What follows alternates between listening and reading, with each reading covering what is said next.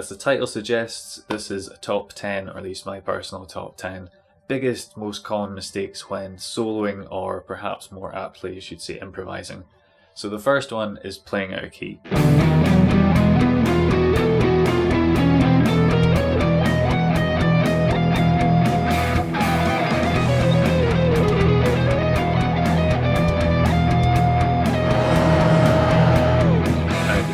Simple way to remedy this: play in key, right?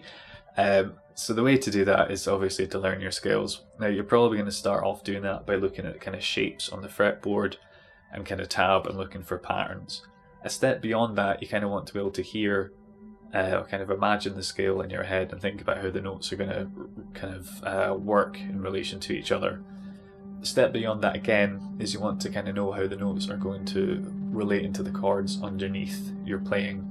So ideally you want to kind of follow the chord progression, or at least be aware of it, so there's not too much unintentional dissonance.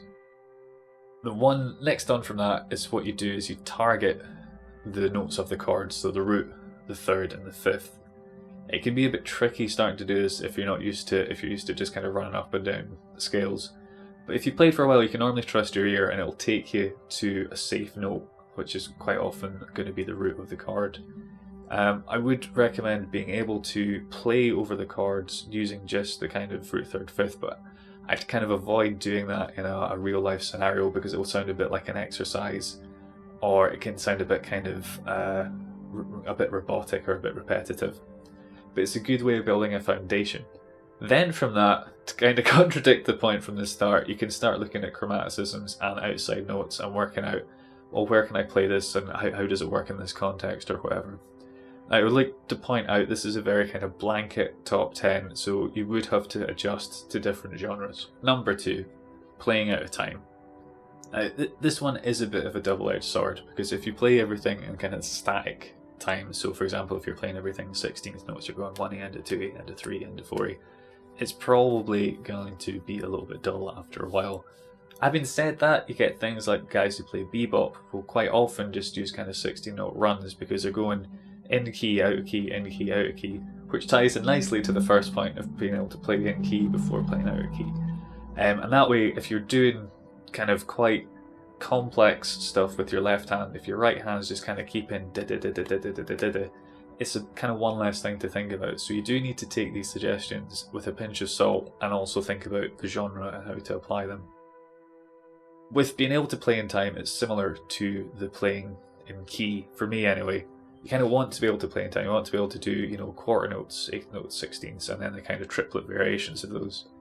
Beyond that, I then start to look at doing kind of 5/4 and things like that. If you take someone like Malmsteen, I think he's got a real fire in his playing. A lot of people don't like him and will complain, oh, he never plays in time when he's soloing, it's awful. But he generally has quite a good idea of where the first beat of the bar is. So he might do some really mad run that, you know, if you're trying to notate it, it would be like kind of 7/4 followed by 5 and some other weird stuff going on. But you'll normally land and resolve it as he should. So there's something to be said for playing with the time, but you still need to have a sense of where the pulse is. Someone like Paul Gilbert he's a really tight player, so he'll always kind of know where the one beat is, and his playing does tend to be a lot more rhythmic than someone like Malmsteen, or someone like Marty Friedman, who tends to kind of float about with the time a little bit more. But again, he has a very good sense of the tempo and where the beat is, so he can resolve his lick or whatever, his phrase, in a relevant manner. Number 3. So I call this meandering, a lot of people might call it noodling or whittling. And the idea here is that you're just kind of going up and down or kind of, you know, along a scale.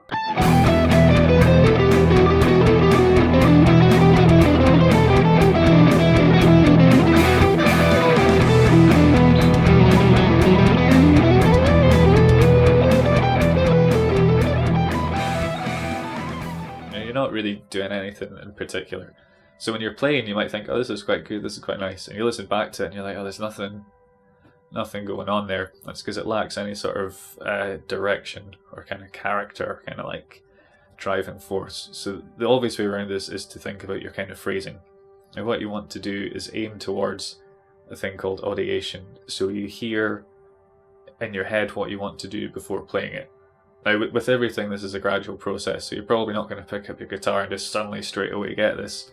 Ways to do it is to kind of sing a scale as you're doing it, or to hum something and then play it back to yourself on the guitar.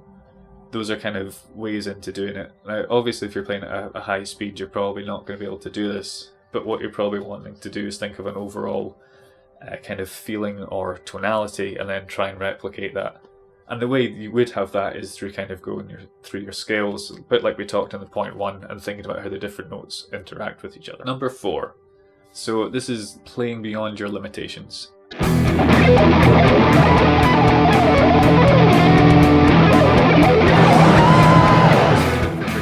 kind of, if you're playing live particularly, you kind of want to know what your limits are, what you can do and what you can't do.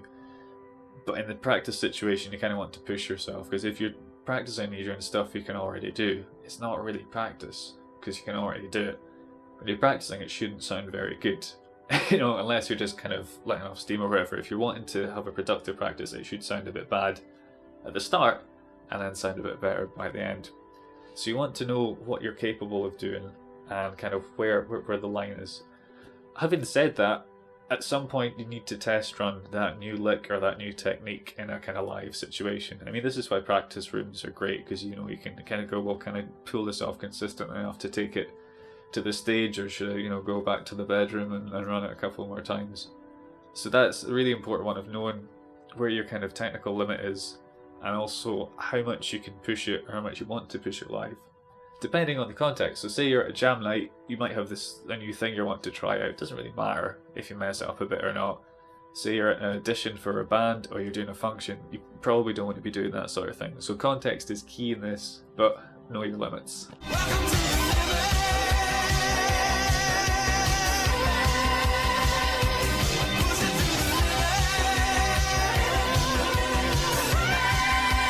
Number 5. Vibrato. So you've got a few main different types of vibrato. You've got circular, upward, downward, classical, and whammy bar. So the thing to remember with vibrato is, unless you're using a whammy bar or a slide, so if it's one of the other main types, you're only bending the note up in pitch. So the mistake a lot of people do is they might bend the note up a quarter tone and then do lots of little bends up from there, instead of making sure it returns to pitch for a nice kind of steady smooth sound. Another note on the steady smooth sound is to do with playing in time, which goes back to the previous point quite nicely, that with vibrato I'd recommend playing on the pulse of the beat. So a bit like this. You could then switch to triplets, and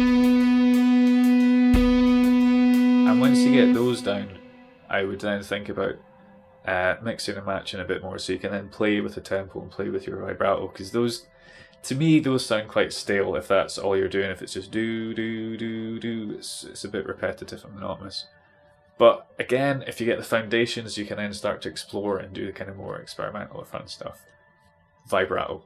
Learn it. Number 6. Dynamics or lack thereof.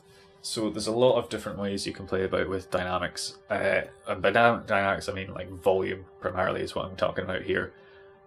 So obviously, you've got the volume pot, you've got the tone pot, because that affects your frequency, so that changes your volume. You've got the different pickups. You've got the pick you're using, how you're angling that pick, or if you're using your fingers. And then you've got more things like stomp boxes or whatever, but I don't particularly want to talk about them, because that's a whole different thing. Particularly if you've got a very long solo, being able to build the dynamics, take it up or take it down, can get a lot more interest in the solo. Another good example of where it's quite good to take a dynamic down would be, say you're following someone who's just done a full-on, like, balls to the wall solo. It's just a face melter, or it's just got like a real kind of energy and vibe to it. Where are you going to go from that? They've already taken it to 11. It doesn't go more than that. Where do you go? Well, you take it all the way down. You take it to like 1 or something, right? So maybe start off with a big kind of ballsy note and then roll the volume or the tone down, play a bit softer, and then kind of build it up again.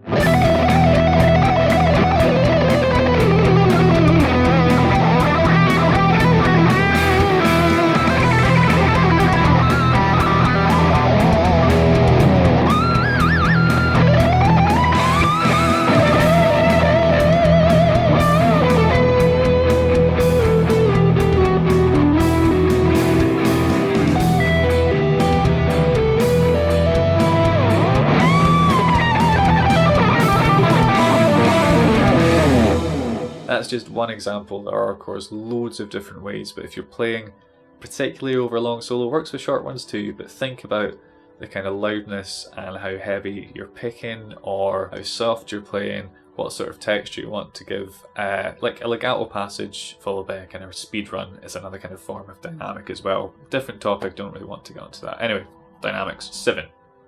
Reinforce your bends. This is a really good thing to do. I didn't do this for the first couple of years of playing out of stubbornness or some sort of other weird reason that I can no longer remember. If you're bending with one finger, there's not a lot of power in there, so just put some fingers behind it and reinforce it.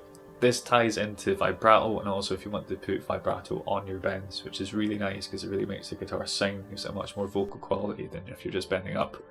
Other thing to consider is what technique you're using. So a lot of shredders will have the kind of classical thing, and it'll mean they have to bend with their fingers or with their thumb off the fretboard. It's fine to do that, I'm not bashing it in any way, but you don't get as much, quite as much control over it as you do if you're using more of a kind of wrist thing. There's more muscle here than there is in your fingers. So you want to think about how your technique is, if you're going to switch to a different technique for vibrato, if you're going to try and mix the two together to see what happens. I tend to chop between different ways of playing depending on what I'm doing and what I'm trying to achieve, what's the easiest way to do this particular thing. The other thing to consider is something like, for example, first finger bends or really big bends. You're not going to win a medal for doing like a 3-tone bend with your little finger. There's maybe going to be one person that's going to go, oh, that's kind of cool, and then, oh, it's pointless. You might get like a Guinness World Record or something, but there's no point in making things more difficult for yourself than they already are. Number 8, rushing the beat. So this is a bit of a weird one because it's so common with guitarists that we don't even really notice it that much. But what I mean by rushing the beat is it's kind of playing ahead of where the rhythm is, and if you're doing quite a complex solo or something that's quite fast, you're probably not as relaxed as if you're just strumming chords. You're a bit more kind of nervous or a bit more eager to do it and make sure you can get on it, and this often results in people playing a little bit ahead of the beat. Like I say, this is really common, but most guitarists do this, so if you listen to people, this is just kind of the norm. But there's a few times I've seen people that play, it'll be complex stuff they're doing, but they'll play on the beat still, and it sounds so much more confident.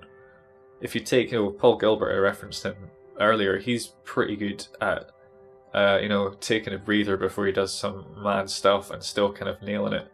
Particularly now that he's slowed down a bit more and he's doing his kind of pentatonics and his blues and his jazz stuff. His phrasing's really in the pocket, so that's a good example of someone who's kind of playing smack on. Number 9. Number 9. Sorry, Number 9. couldn't resist that. So this one is not milking an idea quite enough.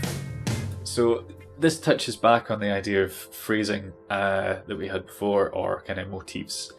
And the idea is you can take something and you can repeat it and develop it thematically. I know that sounds very wordy and very airy-fairy, but it can be something as simple as a rhythm. So you could have a rhythm like, and you take that rhythm and apply it to a different series of notes. Or you could have a thing where you're going up a scale like a sequence. Like you could just go root, second, third. You could go to the second, third, fourth, third, fourth, fifth, do sort of thing like that. Again, you want to kind of be thinking this in your head before you do it. And what this does is it gives a bit more of an anchor to a solo. If you're just shredding mindlessly, it's quite cool, but it's unlikely you'll have something memorable from it.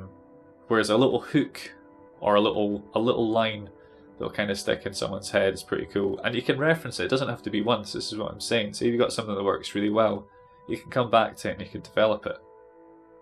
So if you come across something, you're like, this is a really cool little lick, milk it, right? If you do it too much, obviously it's boring, so it's finding the zen balance between the two. On a side note, I would say that my favourite kind of instrumental guitarist songs tend to do this thematic development thing, so they'll have a melody that with each verse will kind of get a bit more dramatic or change a little bit. So these would involve Jeff Beck's Nadia, quite a few from Steve Vai. I've got The Crying Machine, Whispering a Prayer, For the Love of God, and Joe Satriani's Why is another example of something that's got a melody or a theme that just kind of continues throughout. And they're ones that you really, for me, they resonate with me and they stick in my head a lot. And finally, number 10, Pinky Snobbery. This is a trend that I'm really glad has died down. It was a couple of years ago on kind of online communities. It's part of the reason I'm not a huge fan of them. There'd be this huge thing about, oh, why are you not using your pinky, man? You should be using your pinky. It's like terrible technique to not use your pinky. It's blasphemy. And it's nonsense. I mean, it helps if you can use it. You can do bigger stretches and stuff, but you have a lot more control on this finger than you do in this one. And if you don't agree with me, check out like Andy James or Guthrie Govan. They so rarely use their pinkies. Like they can use them and they're perfectly capable of it. But they're like, well, you know, it's easier doing it this way, so why am I going to make life more difficult for myself? It's like I said before, you're not going to get like a best pinky user medal, like a little medal hanging. Actually, that'd be really cool. Why don't they do that? That'd be fantastic. You could have like the Finger Olympics. Anyway, sorry, going off. Back in the room. I'm back in the room. Yeah, you're not going to get any sort of awards for doing it. I'm not saying don't learn to use it. I'm just saying, you know, don't feel forced into doing something like that because other people tell you this is what you should do. Which is a great way to round out this video of me spending the last couple of minutes telling you exactly what you should do. So as always, take everything with a pinch of salt and, you know, make sure you can adjust it to your own kind of approach and your own way. Don't be afraid to take on advice. Try stuff. If it doesn't work out, I'll move on. The final thing, this is sort of a bonus one, point number 11. These go to 11. Is overthinking. So when you're playing, you kind of want to be like in the zone, man. You know, you want to be enjoying it and not having to concentrate on stuff too much. You want your technique to just be there. And this is a kind of, you know, summing of all the previous points into one kind of condensed thing. You want to be comfortable with your playing. You want to be confident in it. There's techniques you can use to do this. So, you know, there might be a tricky run or something that you need to either start on an up or a downstroke because you find that easier. There's a concept called chunking. So you kind of break things down into different sections. It might be a 6-note group, or it might be as big as a kind of 4-bar thing that you think of. That's one thing. And you kind of set yourself off at the start. Okay, that's the 4 bars, and this is the next 4 bars. And you kind of just think of them as units. There's some really cool videos on Troy Grady's YouTube channel regarding kind of chunking and the kind of psychology of that. In conclusion, I'd say, like, don't worry about it too much. That's the main thing to take away from it. If you make a mistake, you make a mistake. It's not the end of the world, you know. If you're not at the level where you can just rip away, and you know, you're only so happy with where you are. You want to get better and want to improve. It just takes a bit of time to get there. And like I say, once you get to the next level, it's like, okay, on to the next one. It's just like never-ending completionist cycle or something. It also depends on the context. If you're just doing it for fun, it doesn't really matter. You know, if you're doing it more seriously or in a semi-professional way, you know, semi-pro you can get well with quite a lot. Well, within reason. If you want to do it more professionally, obviously this is when you need to concentrate on these things and kind of tidy them up a lot more. Cool. Well, I hope that this video has been of some use to you guys and given you some new ideas, hopefully things that you didn't know already, because that's the worst if you think you're going to learn something new and you're like, I've just wasted like 15 minutes or whatever being told stuff that I already know or stuff I don't agree with. So if you agree or disagree with these, whatever, please let me know in the comments below, and if you have any other common mistakes for yourself you come across, that would be great. So yep, comment, like, subscribe, shares, all very much appreciated. If you feel inclined, if you don't, that is, as always, perfectly fine. But I do appreciate these small tokens of kindness and goodwill. Right, cheers.